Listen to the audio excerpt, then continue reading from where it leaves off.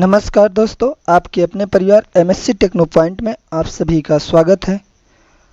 आज हम देखेंगे पंचवर्षीय योजनाओं के बारे में। आज हमारा पंचवर्षीय योजनाओं का भाग फर्स्ट रहेगा। ये आपके सभी परीक्षाओं के लिए बहुत उपयोगी इम्पोर्टेंट टॉपिक है, तो प्लीज़ इसको आप ध्यान से देखिएगा। चलिए शुरुआत करते हैं आज के पहली पंचवर्षीय योजना के बारे में देखते हैं। पंचवर्षीय योजनाओं की बात की जाए तो पंचवर्षीय योजनाओं के बारे में अगर देखा जाए तो पंचवर्षीय योजनाओं की शुरुआत सोवियत संघ में स्टालिन के द्वारा की गई थी। ठीक है, पहली चीज़ आपको ध्यान में रखनी है कि जो शुरुआत की गई थी इसकी कहाँ से की गई है, सोवियत संघ से और स्टालिन के द्वारा की गई है।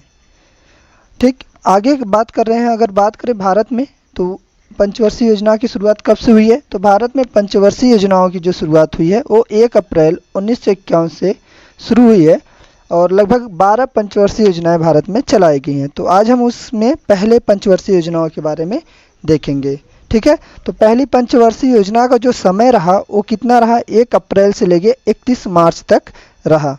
अब बात करते हैं ये जो पहली पंचवर्षीय योजना थी वो किस मॉडल पे आधारित थी, तो हैबर डोमर मॉडल पे ये आधारित हुई थी, है ना। ये एक विदेशी मॉडल था, तो भारतीय मॉडल पे आधारित नहीं था, ये हैबर डोमर मॉडल पे आधारित था।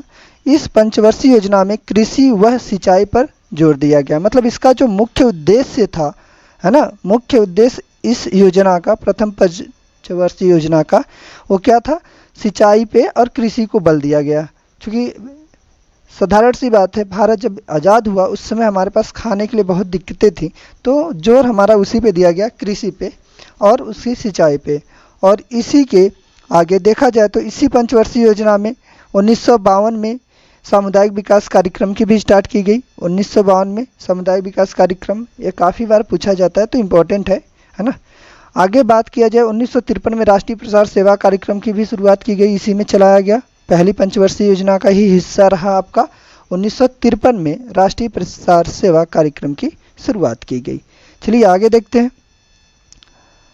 आगे कह रहा है कि इसी योजना के दौरान 1952 में परिवार नियोजन कार्यक्रम भी चलाया गया। ध्यान रखिएगा कौन कौन से कार्यक्रम चलाए गए। पहला सामुदायिक विकास कार्यक्रम भी चलाया गया 1952 में, और आपका भारतीय प्रसार सेवा कार्यक्रम भी चलाया गया 1953 में। 1952 में एक कार्यक्रम और चलाया गया था, परिवार नियोजन कार्यक्रम चलाया गया था। क्लियर है।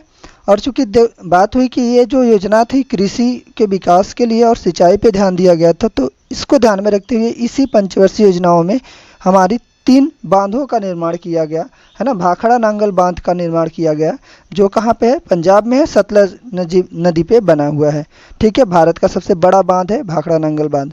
फिर बात करें दूसरा, दामोदर नदी घाटी परियोजना जो बना हमारा, ये हमारा दामोदर नदी घाटी परियोजना का निर्माण किया गया और ये सबसे पुराना हमारा जो है परियोजना रहा, दामोदर नदी घाटी परियोजना। ठीक है, तो इसको ध्यान में रखना है कि दूसरी जो योजना है वो कौन सी है, ठीक है, तो दामोदर नदी घाटी परियोजना, है ना, ये दामोदर नदी पे ही बना हुआ है। ठीक, और कहाँ स्थित है, झारखंड और बंगाल के बॉर्डर पे स्थित है। अगला करा है तीसरा, भी इसी में हीराकुंड बांध का निर्माण किया गया और हीराकुंड बांध उड़ीसा में स्थित है ना, महानदी पे स्थित है। तो याद रखिएगा तीनों महत्वपूर्ण है, क्योंकि सबसे बड़ा बांध है भाखड़ा नांगल बांध भारत का, दामोदर नदी घाटी परियोजना जो है सबसे पुरानी है, और हीराकुंड बांध की बात किया जाए तो सबसे लंबी बांध है ये, है ना। तो ये तीनों परियोजनाएं स्टार्ट हुई पहली पंचवर्षीय योजना में, और पहली पंचवर्षीय योजना में इनका निर्माण किया गया। मुख्य उद्देश्य था इनका सिंचाई के लिए, है ना, कि मुख्य हमें क्या करना है, सिंचाई करना है। आगे बात हो गई, आगे चले तो आगे कह रहा है कि प्रथम पंचवर्षीय योजना का आर्थिक विकास दर का लक्ष्य जो रखा गया था वो 2.1% का रखा गया था। ठीक है, लक्ष्य आर्थिक विकास दर का मतलब जो अनुमानित रखा गया कि लक्ष्य हम कहाँ तक हासिल करेंगे इसके द्वारा, तो वो 2.1 रखा गया था। ठीक है, आगे अगर देखा जाए तो ये 2.1 लक्ष्य रखा गया था, लेकिन जब योजना की समाप्ति तक देखा गया तो योजना की समाप्ति तक जो आर्थिक विकास दर रहा वो कितना रहा, 3.7% रहा। मतलब बहुत अच्छी ये योजना साबित हुई भारत के लिए। 2.1% का लक्ष्य रखा गया और जो प्राप्ति हुई वो लगभग 3.7% का हुआ, तो बहुत अच्छा रहा, लगभग 2 गुने की, लगभग 1.5 गुना से 2 गुना ज़्यादा विकास दर रहा। और इससे थोड़ा सा हमें और भी शक्ति मिली थी भारत को, है ना, क्योंकि विकास अच्छा खासा हो गया और अच्छा खासा हमारी योजनाएं चल गई। 3.7 का आर्थिक विकास दर प्राप्त हुआ। और देखा जाए तो इस प्रकार से योजना पूरी तरह से क्या रही, बहुत सफल मानी गई। तो प्रथम जो पंचवर्षीय योजना थी वो क्या मानी गई, भारत के लिए बहुत ही अच्छी रही, है ना। तो ध्यान रखिएगा, प्रथम पंचवर्षीय योजना में कितने कार्यक्रम चलाए गए, खासतौर पे आपको ध्यान रखना है कि 1952 में सामुदायिक विकास कार्यक्रम चलाया गया, है ना। आपको याद रखना है कि 1952 में क्या चलाया गया, सामुदायिक विकास कार्यक्रम चलाया गया। उसके बाद 1952 में ही एक कार्यक्रम चलाया गया, परिवार नियोजन कार्यक्रम, है ना। परिवार नियोजन कार्यक्रम ग्रुप डी में पूछा भी गया था एक बार। और 1953 में चलाया गया राष्ट्रीय प्रसार सेवा कार्यक्रम। तो ये 3 कार्यक्रम इस योजना का मुख्य, याद रखिएगा, 3 योजनाएं मुख्य रूप से इस कार्यक्रम में चलाई गई पंचवर्षीय योजना के तहत, और इन 3 बांधों का निर्माण हुआ। ठीक है, चलिए अगले योजना की ओर बढ़ते हैं।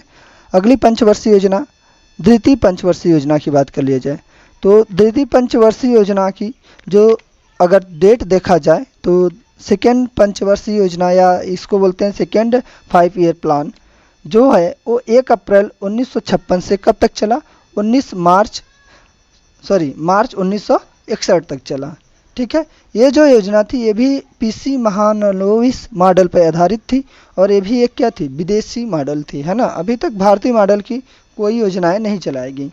पीसी महालनोबिस मॉडल जो आधारित था, है ना, इस मॉडल पे आधारित था। और इसमें जो मुख्य जोर दिया गया विकास पे, वो किस पे दिया गया, क्योंकि हमने कृषि में अच्छा खासा आगे प्राप्ति की, तो हम सोचे कि आगे हम चलते हैं, उद्योग की ओर भी बढ़ते हैं। तो हमने द्वितीय पंचवर्षीय योजना में उद्योगों पे खास तौर पे ध्यान दिया, है ना। कृषि पे उतना ध्यान नहीं दिया, उद्योगों पे ध्यान दिया गया। तो इसमें उद्योगों के विकास और औद्योगिकरण की प्रक्रिया पे क्या दिया गया, बल दिया गया द्वितीय पंचवर्षीय योजना के दौरान।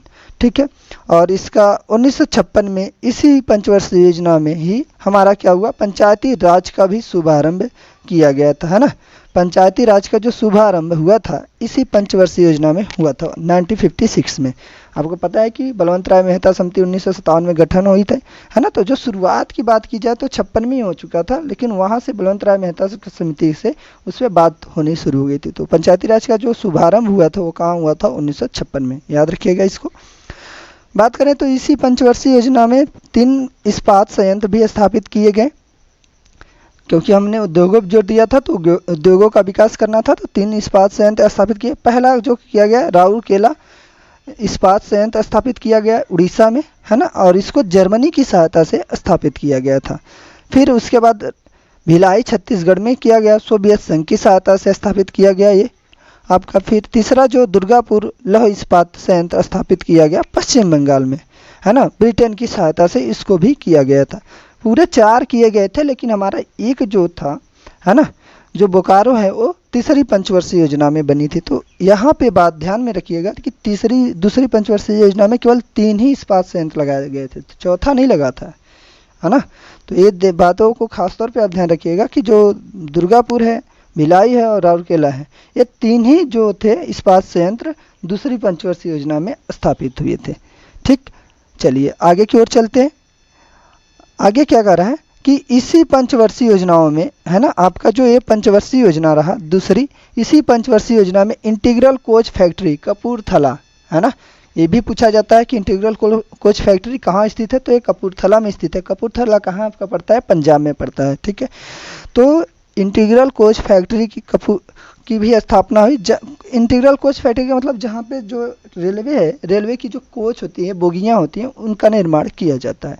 तो इंटीग्रल कोच फैक्ट्री का निर्माण किया जाता है कपूरथला में, है ना। इसको वहाँ स्थापित किया गया द्वितीय पंचवर्षीय योजना के दौरान। आगे अगर देखा जाए तो चितरंजन लोकोमोटिव फैक्ट्री पश्चिम बंगाल में स्थापित की गई, है ना। यहाँ पे चितरंजन लोकोमोटिव, जैसे एक आपका DLW था, diesel locomotive workshop, DLW Varanasi में था, है ना। अभी तो BLW हो गया है ना, इलेक्ट्रिक से चलने लगा है तो BLW हो गया है। तो इसी प्रकार चितरंजन लोकोमोटिव फैक्ट्री जो है वो पश्चिम बंगाल में स्थापित की गई थी द्वितीय पंचवर्षीय योजना के दौरान। आगे बात की जाए तो द्वितीय पंचवर्षीय योजना को अगर देखा जाए तो इसका जो विकास दर का लक्ष्य रखा गया था वो रखा गया था लगभग 4.5% का लक्ष्य रखा गया था। लेकिन जब देखा गया योजना का जब समाप्ति का अंत आ गया तो उस समय तक जब योजना का आर्थिक विकास दर जो प्राप्त हो गई थी वो कितना हुई थी, 4.27% तक लगभग ये प्राप्त हुई। तो देखा जाए तो काफ़ी हद तक के लगभग हम लोग प्राप्त ही कर लिए थे जितना हमने अनुमानित लगाया था, है ना। थोड़े बहुत ही परसेंट से हम लोग पीछे रह गए पॉइंट में। तो लगभग माना जाता है कि द्वितीय पंचवर्षीय योजना भी हमारी काफ़ी हद तक क्या रही, सफल रही। तो आज हम केवल इन्हीं 2 योजनाओं के बारे में बात करेंगे, है ना। आगे जो आएगी योजनाएं उनको हम बाद में देखेंगे। तो याद रखिएगा खास तौर पे क्या क्या याद रखना है। प्रथम पंचवर्षीय योजना के दौरान आपको सामुदायिक विकास कार्यक्रम रखना है, 1952 में स्टार्टिंग हुई थी। और आपको याद रखना 1952 में ही आपका परिवार नियोजन कार्यक्रम की भी शुरुआत हुई थी। और एक चीज़ याद रखना 1953 में आपका क्या गया था, राष्ट्रीय प्रसार सेवा कार्यक्रम भी स्टार्ट की गई थी। ये तीनों योजनाएं जो चली थी प्रथम पंचवर्षीय योजना के दौरान चलाई गई थी, है ना। और जो आपका बांध बनाए गए थे, है ना, आपको उसको याद रखना है कि 3 बांधों का निर्माण हुआ था, भाखड़ा नंगल बांध और दामोदर नदी घाटी परियोजना, और आपका उड़ीसा महानदी पे आपका हुआ था, देखिए उड़ीसा महानदी पे हुआ था आपका जो हमारा, देख लेते हैं इसको ध्यान में आ रहा है, हीराकुंड बांध का, है ना। हीराकुंड बांध जो हमारा हुआ था वो तीसरी हुई थी। तो ये 3 चीज़ों का हमारा निर्माण हुआ था और 3 योजनाएं चलाई गई थी। दूसरी में बात आपको ध्यान में रखना है, राउरकेला, भिलाई और दुर्गापुर इस्पात संयंत्र की स्थापना की गई थी। और पंचायती राज, खास तौर पे याद रखना है कि पंचायती राज का शुभारंभ भी हमारा इसी दूसरी पंचवर्षीय योजना में हुआ था। डेट आपको याद रखना है कि कब से कब तक चला था, 1956 से मार्च 1961 तक ये चला था, ठीक है। और इसी द्वितीय में आपको ये भी याद रखना है कि हमारा जो इंटीग्रल कोच फैक्ट्री है कपूरथला में उसको स्थापित किया गया था। चितरंजन लोकोमोटिव फैक्ट्री पश्चिम बंगाल में ये भी स्थापित किया गया था। विकास दर को आपको याद रखते हुए चलना है, ठीक है। तो आज के लिए केवल इतना ही। वीडियो आपको कैसा लगा कमेंट बॉक्स में ज़रूर बताइएगा। अगर आप चैनल पर नए होंगे तो चैनल को सब्सक्राइब कर लीजिएगा, बेल आइकन को भी प्रेस कर दीजिएगा जिससे आपको हमारे नए वीडियो की नोटिफिकेशन मिलती रहे। Okay, thank you, bye bye.